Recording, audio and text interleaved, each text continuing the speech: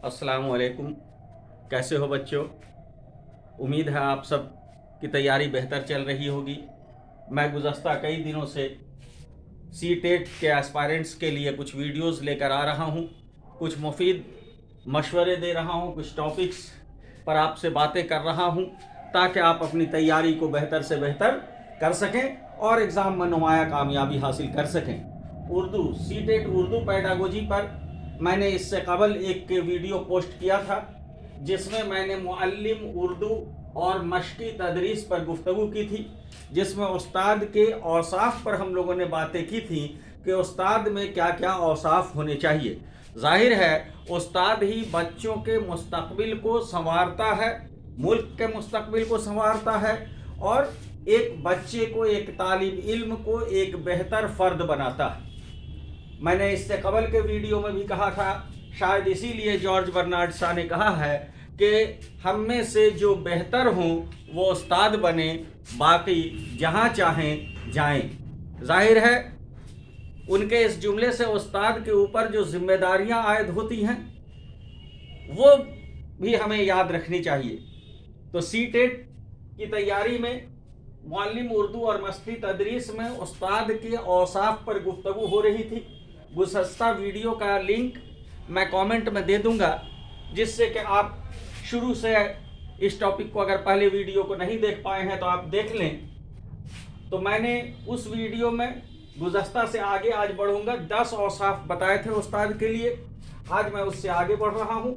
उस्ताद की 11वीं सिफत ये है कि उस्ताद में जमहूरी मिजाज होना चाहिए। उस्ताद अपने तलबा को दर्जा में जमहूरी तरीक़ेकार सिखाता है, जमहूरियत की तालीम देता है। जाहिर है उस्ताद के अंदर भी न सिर्फ जमहूरियत की वाक़फियत बल्कि जमहूरी मिजाज होना चाहिए। उस्ताद ये जानता है कि उसके क्लास में, उसके दर्जा में जो बच्चे, जो तलबा ज़ेर तालीम हैं वो मुख्तलिफ माहौल से आए हैं। उनकी तरबियत, उनकी परवरिश अलग अलग अंदाज में की गई है, उनकी जहनियत अलग अलग है। सब बच्चे पढ़ने में यकसा नहीं हैं, लेकिन उस्ताद का काम है सबों को एक तरह के सलूक के साथ, सबों को एक जैसी तरसील करना। यानी हर बच्चे में तालीम का जो मकसद है उसके मुताबिक उस्ताद को अमल पैरा होना चाहिए। उस्ताद की यह कोशिश होनी चाहिए कि हर बच्चे को वो बेहतर से बेहतर बना सके, उसमें किसी तरह की तआस्सुब नहीं हो, वो सबों के लिए यकसा कोशिश और काविश करे। यानी उस्ताद का जमहूरी मिजाज होना चाहिए। दूसरा, मुनज़्ज़म कायद। उस्ताद को एक मुनज़्ज़म कायद होना चाहिए। उस्ताद अपने क्लास में एक लीडर होता है, प्रिंसिपल पूरे स्कूल का लीडर होता है। उस्ताद अपने क्लास का रहनुमा होता है, उसको पूरे क्लास की रहनुमाई करनी पड़ती है। उसके अंदर ये सलाहियत होनी चाहिए कि सभी बच्चों को लेकर वो किस तरह बेहतर से बेहतर अंदाज में तालीम दे और बच्चे भी उसको अपना कायद तसव्वुर करें। यानी उस्ताद में कायदाना सलाहियत होनी चाहिए, ये खूबी होनी चाहिए कि वो बच्चों को अपनी तरफ माइल कर सके और बच्चों से जो काम लेना चाहता है तालीम का, यानी बच्चों में वो तालीम और तरबियत जो करना चाहता है उसमें वो कामयाब हो। तो एक बेहतर रहनुमा होना चाहिए। तीसरा है बेहतरीन तरसीलकार। तरसील का मतलब होता है सुनना, बोलना, पढ़ना और लिखना। ये 4 खूबियां तरसील के अंदर आती हैं। तो उस्ताद एक बेहतर तरसीलकार होना चाहिए। यानी उस्ताद में सुनने की सलाहियत भी हो, वो अपने दर्जे के बच्चों की बात को सुनता हो, समझता हो। क्लास में हर बच्चे की मादरी ज़ुबान अलग अलग होती है। मुमकिन है बच्चा अच्छी ज़ुबान का इस्तेमाल ना कर पाए, बच्चा अदबी ज़ुबान ना बोल पाए, وہ اپنی مادری زبان میں بھی اگر بولتا ہے تو استاد کو اس کی بات کو سمجھنے کی کوشش کرنی چاہیے. بولنا، استاد کی زبان اچھی ہونی چاہیے. عموماً ہم لوگ دیکھتے ہیں بہت سارے ویڈیو میں بھی دیکھتا ہوں کہ عموماً استاد کا مقصد صرف پیسہ کمانا ہو گیا ہے. استاد یہ چاہتے ہیں، اگر آن لائن کلاس بھی کرتے ہیں تو وہ یہ چاہتے ہیں کہ ہمیں زیادہ سے زیادہ لائک ملے جس کی وجہ سے میں مشہور ہو جاؤں، اور اس کے لیے وہ ایسے فحش کلمات بھی استعمال کرتے ہیں جس کی وجہ سے طالب علم، ظاہر طالب علم جو ہے ذہنی طور پر اتنے پختہ ذہن نہیں ہوتے ہیں کہ وہ ان چیزوں کو، ان کے نقصانات کو سمجھ سکتے ہیں. وہ ان کو بھی اپنا آدرش مان لیتے ہیں. لیکن بہترین ترسیل کار استاد کو یہ چاہیے کہ اپنی زبان پر لگام رکھیں. وہ بچوں کے بیچ ایسے فحش کلمات نہ بولیں جیسے چھوڑا چھوڑی، لڑکا لڑکی، ہے نا، پیار محبت. بہت سارے ٹیچر اس طرح کی باتیں کرتے ہیں تاکہ بچے ان کی طرف مائل ہوں اور ان کی باتوں کو سنیں، اور اس سے ان کا فائدہ تو ہو جاتا ہے لیکن بچوں کی زندگی برباد ہو جاتی ہے. تو استاد کو بہترین ترسیل کار ہونا چاہیے. استاد کی زباندانی اچھی ہونی چاہیے. ہمیشہ ان کو یہ کوشش کرنی چاہیے کہ وہ بچوں میں بولنے کا جو طریقہ کار ہے وہ سکھا سکیں بچوں میں. یعنی بچوں کو صرف تعلیم دینا استاد کی ذمہ داری نہیں ہے، تہذیب سے آشنا کرنا بھی استاد کی ذمہ داری ہے. تو استاد ایک نمونہ ہے بچوں کے سامنے، تو ان کو اپنے زبان پر لگام رکھنا چاہیے، فحش کلمات کا استعمال نہیں کرنا چاہیے.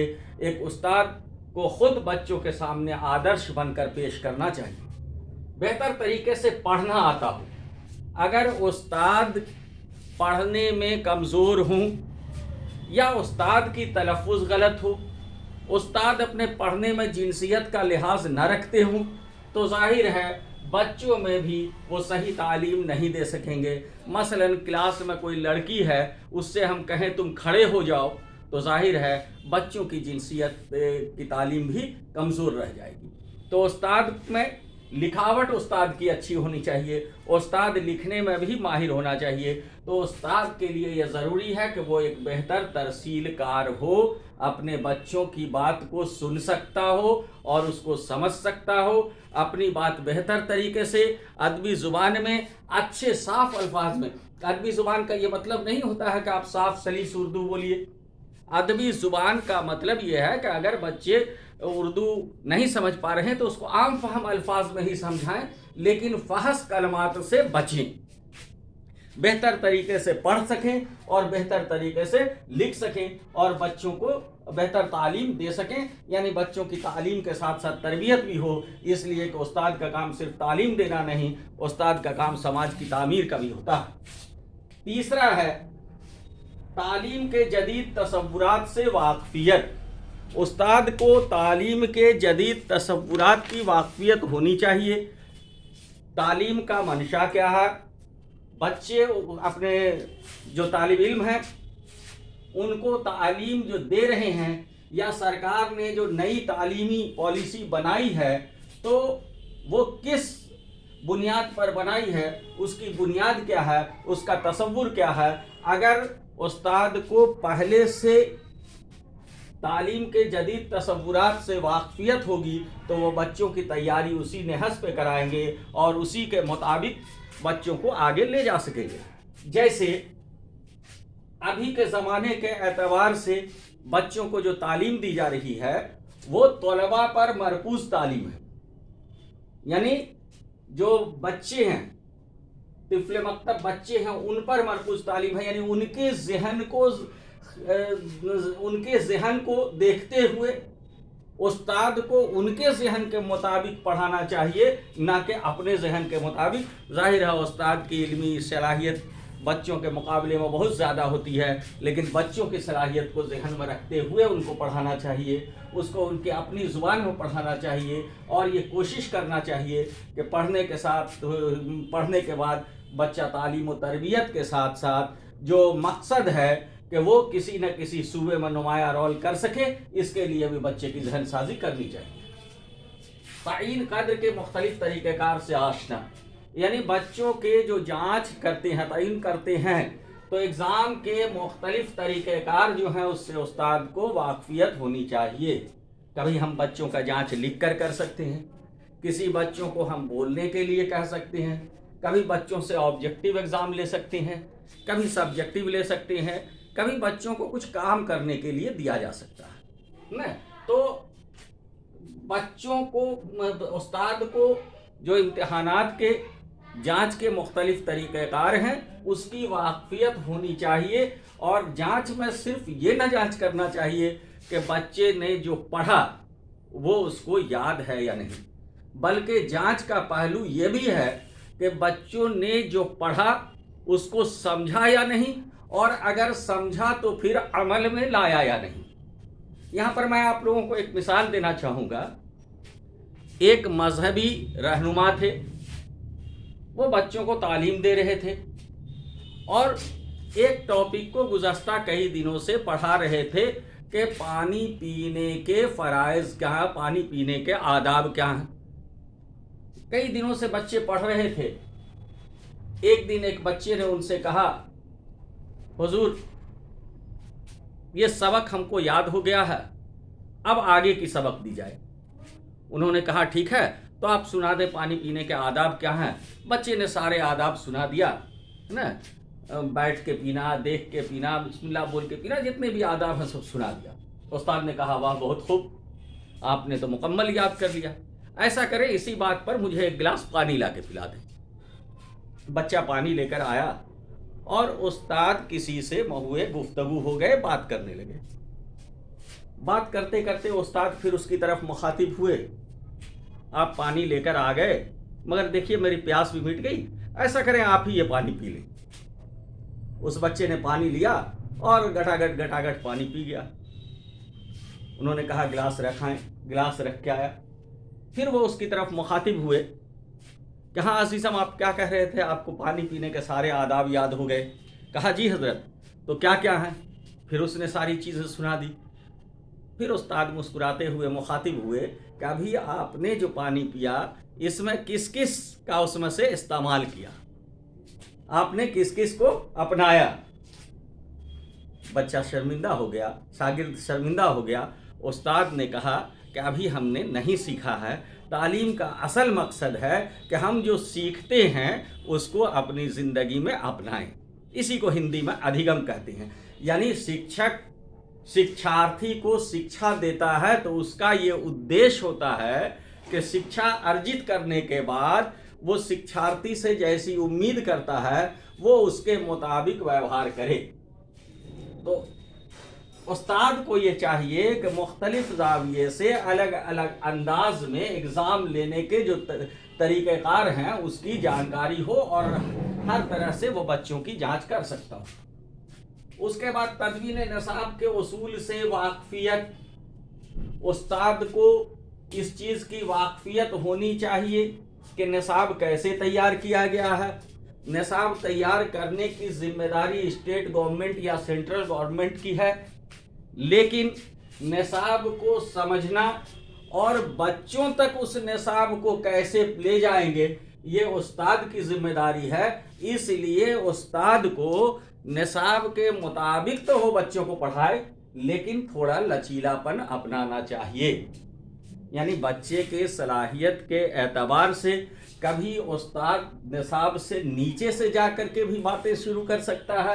تو تعلیم کے تدوین کے نصاب کے اصول سے اس کو واقفیت ہونی چاہیے کہ نصاب پڑھانا ہے لیکن اس نصاب تک بچوں کو لانے کے لیے ان کو کیا کرنا ہوگا اس کی واقفیت ہو.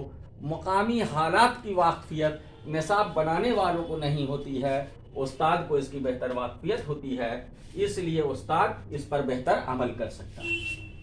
معلم ایک رہنما کے طور پر، معلم بچوں کے لیے ایک رہنما ہے. بچوں کو محض پڑھانا اس کا کام نہیں بلکہ بچوں کو ایک بہتر راہ دکھانا بھی معلم کا کام ہے. بچوں کی رہنمائی کرے معلم اور بچوں کو بہتر راہ دکھائے، بچوں کو ایک اچھا فرد بنائے اور اس کے ذہن میں اس کے مستقبل کو لے کر ایک سپنا جگائے اور یہ بتائے کہ کیسے ہم وہاں تک پہنچ سکتے ہیں. آج کے زمانے میں دیکھا جاتا ہے کہ کہ اکثر معلم سپنے بیچنے کا کام کرتے ہیں، لیکن ایک اصل معلم وہ ہے جو بچوں کو سپنا بیچنے کے بجائے بچوں کو سپنا دکھائے، اور پھر بچے اپنے سپنے کے، اپنے خواب کی تعبیر کیسے حاصل کریں گے اس کے لیے اس کی رہنمائی کرے، اس کو ایک صحیح راستہ دکھائے۔ استاد کا کام بچوں کو پڑھانا نہیں بلکہ بچوں کے اندر پڑھنے کا شوق جگانا ہے اور بچوں کو ایک صحیح راستہ دکھانا ہے۔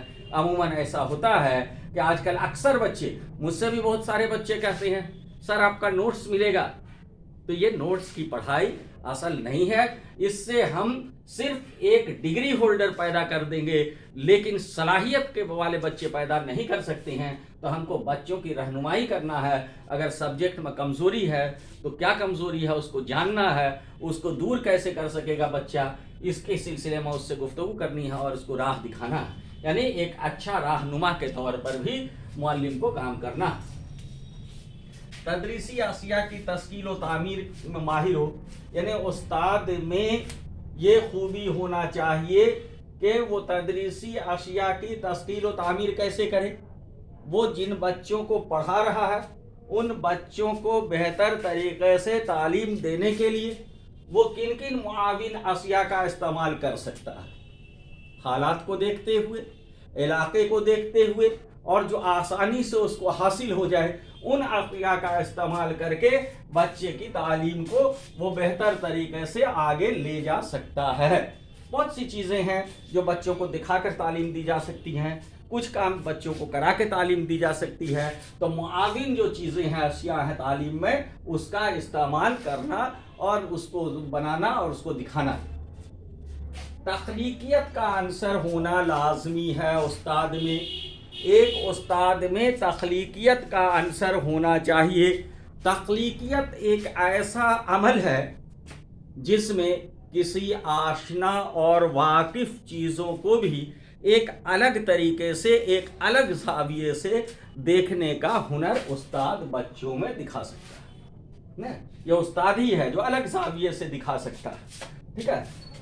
تخلیقیت کا عنصر ہونا چاہیے، یعنی تخلیقی پہلو پر گفتگو کر سکے، جو چیپٹر کو پڑھ رہا ہے، مانا کہ وہ چیپٹر پرانا ہے، اس میں پرانی چیزیں ہیں، لیکن اس کو نئے انداز سے اس کی کچھ چیزوں کو استاد جو ہے وہ بچوں کے سامنے رکھ سکتا ہے۔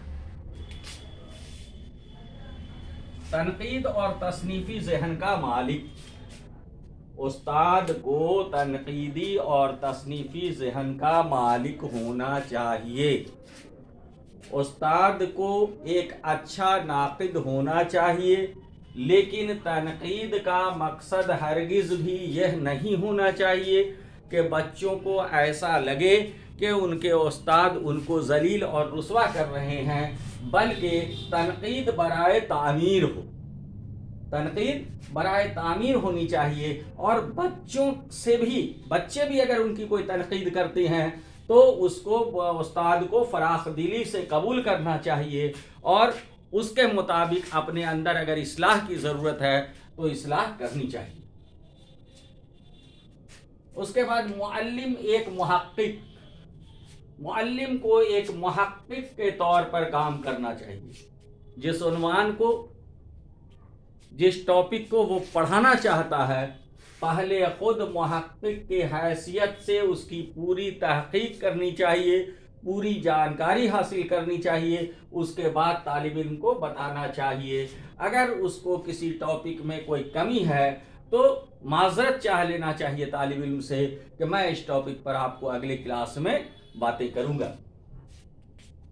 معلوماتی اور مواصلاتی ٹیکنالوجی سے واقفیت، آج کے زمانے کی جو تعلیم ہے وہ ذرا مختلف ہے۔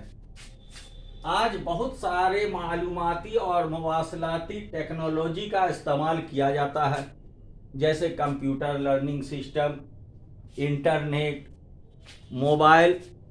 میں خود آپ کے سامنے یہ ویڈیو جو ڈال رہا ہوں یہ بھی معلوماتی ٹیکنالوجی کا ہی نتیجہ ہے۔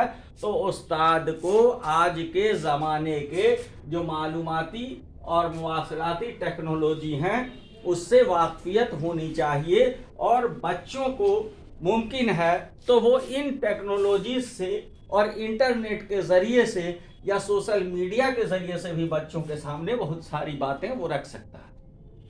आज के ज़माने में अक्सर ऐसा होता है, बच्चे क्लासरूम में किसी चीज़ों को नहीं सीखते हैं, लेकिन अगर वही बातें सोशल मीडिया के ज़रिए से आती हैं तो वो जान जाती हैं। तो लेकिन इसका हरगिज़ भी यह मतलब नहीं है कि क्लास की अहमियत नहीं है। हर हाल में क्लास की अहमियत सबसे ज़्यादा है, लेकिन कुछ बच्चों के लिए ये टेक्नोलॉजी का इस्तेमाल करना भी एक बेहतरीन नतीजा हो सकता है ना। बुनियादी शुमारियात से वाकफियत, उस्ताद के अंदर बुनियादी शुमारियात से वाकफियत होनी चाहिए। उस्ताद अगर इम्तिहान लेते हैं तो वो इसके बिना पर वो बच्चों की जांच कर सकते हैं, बच्चों ने कितना नंबर लाया, उनकी तरक्की हो रही है या तनज़्ज़ुली हो रही है, उनकी तरक्की की रफ्तार क्या है, वो उनके ज़रिए लाए गए नंबर, उनके ज़रिए जो एग्ज़ाम्स लिए गए हैं, मुख्तलिफ़ एग्ज़ाम में उन्होंने जो अपना मुज़ाहरा किया है, उसके हिसाब से वो उसकी तरक्की को देख सकते हैं, उस पर नज़र रख सकते हैं, और अगर ज़रूरत है उसकी पढ़ाई में अपने तरीक़ेकार को बदलने की तो वो अपने पढ़ाई के तरीक़े पर नज़रसानी कर सकते हैं या उस्ताद की मुश्किल को जान के उसको हल करने की कोशिश कर सकते हैं। तो इस तरह से उस्ताद के औसाफ क्या होना चाहिए, इस टॉपिक पर आज मुकम्मल हो गया। पहला वीडियो मैं इस कमेंट में डाल दूंगा। अगर आपने अब तक मेरे उस वीडियो को सब्सक्राइब नहीं किया है मेरे चैनल को, तो मेरे चैनल को सब्सक्राइब कर दें। मैं उस्ताद के औसाफ का जो पहला वीडियो है उसको कमेंट में डाल दूंगा ताकि आप देख लेंगे और आपकी तरक्की बेहतर हो जाएगी। आपको किसी भी हाल में घबराने की ज़रूरत नहीं है, ये सोचने की ज़रूरत नहीं है कि मैं कामयाब नहीं हो पाऊंगा। मान लीजिए अगर आप कामयाब नहीं भी होते हैं तो कोई ज़रूरी नहीं है कि जो तालिब इल्म पास होता है वही बेहतर है। कभी कभी अगर स्टूडेंट फेल होता है तो भी उसके लिए कामयाबी के रास्ते खुलते हैं। इसलिए एग्ज़ाम जो है वो किसी एक एग्ज़ाम को अपनी अहलियत का पैमाना नहीं मानना चाहिए, लेकिन कामयाबी मुमकिन है। कामयाबी के लिए आपको सिर्फ इतना करना है कि कांट के इस टी को इरेज कर देना है। Erase the T of can't, you can. आप कर सकते हैं, जब आप सोच लेंगे तो यकीनन आप कर पाएंगे। तो आज के लिए इतना ही। अल्लाह हाफिज़, शुक्रिया।